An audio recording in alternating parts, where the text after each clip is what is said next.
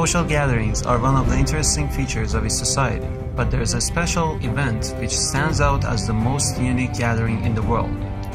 It is not the Muslim Hajj or the Hindu Kumbh Mela. Known as Arbaeen, it is the world's most populous gathering, and you've probably never heard of it. Not only does the congregation exceed the number of visitors to Mecca by a factor of 5 in fact, it is more significant than Kumbh Mela since the latter is only held every third year. In short, Arbaeen dwarfs every other rally on the planet, reaching 20 million last year. That is a staggering 60% of Iraq's entire population, and it is growing year after year. Above all, Arbaeen is unique because it takes place against the backdrop of chaotic and dangerous geopolitical scenes. Daesh, aka the ISIS, sees the Shia as their mortal enemy, so nothing infuriates the terror group more than the sight of Shia pilgrims gathering for their greatest show of faith. There is another peculiar feature of Arbaeen.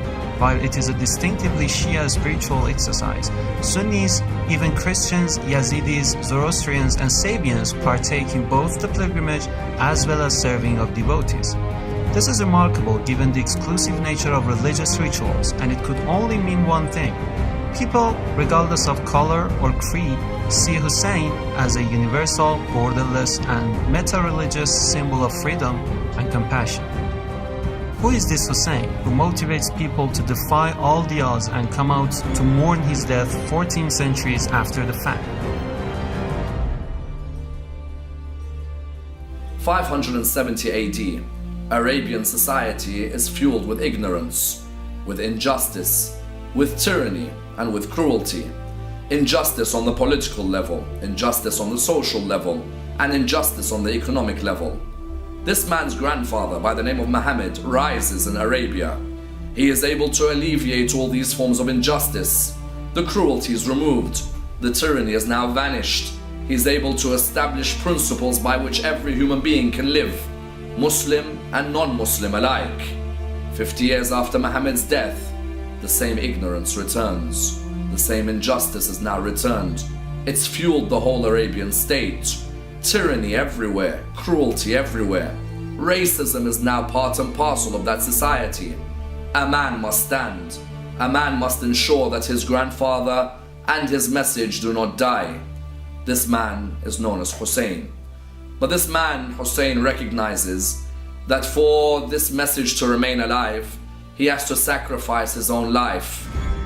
Hussein is revered by Muslims as the Prince of Martyrs, or Sayyid al-Shuhada. He was killed in Karbala on a day which became known as Ashura, the 10th day of the Islamic month of Muharram, having refused to pledge allegiance to the corrupt and tyrannical Caliph Yazid. He and his family and companions were surrounded in the desert by an army of 30,000, starved of food and water, then beheaded in the most macabre manner, a graphic tale recounted from pulpits every year since the day of he was slain. Their bodies were mutilated. In the words of the English historian Edward Gibbon, in a distant age and climate, the tragic scene of the death of Hussein will awaken the sympathy of the coldest reader. Shia Muslims have since mourned the death of Hussein, in particular on the days of Ashura, then 40 days later on Arbaeen. 40 days is the usual length of mourning in many Muslim traditions. An avalanche of men, women, and children filled the eye from one end of the horizon to the other. The crowds were so huge that they caused a blockade for hundreds of miles. The 425-mile distance between the southern port city of Basra and Karbala is a long journey by car, but it's unimaginably arduous on foot. It takes pilgrims a full 2 weeks to complete the walk. People of all age groups trudge in the scorching sun during the day and in bone-chilling cold at night. One part of the pilgrimage which will leave every visitor perplexed is the sight of thousands of tents with makeshift kitchens set up by local villagers who live around the pilgrim's path. The tents, called mawkib, are places where pilgrims get practically everything they need. From fresh meals to eat and a space to rest, to free international phone calls to assure concerned relatives, to baby diapers, to practically every other amenity free of charge. In fact, pilgrims do not need to carry anything on the 400-mile journey except the clothes they wear. More intriguing is how pilgrims are invited for food and drink. Mawqif organizers intercept the pilgrims' path to plead with them to accept their offerings, which often includes a full suite of services fit for kings. First, you can have a foot massage, then you're offered a delicious hot meal, then you are invited to rest while your clothes are washed, ironed, then returned to you after a nap. All complimentary, of course. Everything, including security, is provided mostly by volunteer fighters who have one eye on Daesh and another on protecting the pilgrims' path. To know what Islam teaches, don't look at the actions of a few hundred barbaric terrorists, but the selfless sacrifices exhibited by millions of Arbaeen pilgrims. It isn't easy for an outsider to understand what inspires the pilgrims. You see women carrying children in their arms, old men in wheelchairs, people on crutches, and blind seniors holding walking sticks. Visitors to the shrine of Hussein and his brother Abbas are not driven by emotion alone. They cry being reminded of the atrocious nature of his death, and in doing so, they reaffirm their pledge to his ideals. The first thing that pilgrims do upon reaching his shrine is recite the Ziyarah, a sacred text which summarizes the status of Hussein. In it, they begin the address by calling Hussein the inheritor of Adam, Noah, Abraham, Moses, and Jesus. There is something profound in making this proclamation.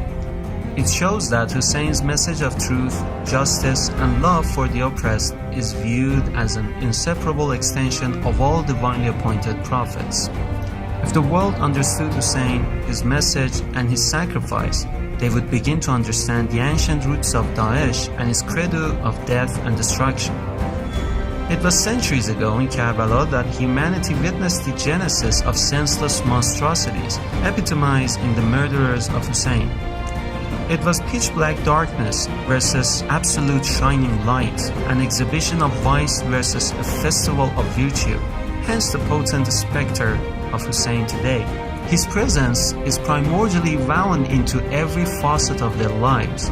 His legend encourages, inspires, and champions change for the better, and no amount of media blackout can extinguish its light. Who is this Hussein? For hundreds of millions of his followers, a question this profound, which can cause people to relinquish their religion for another, can be answered only when you have marched to the shrine of Hussein on foot.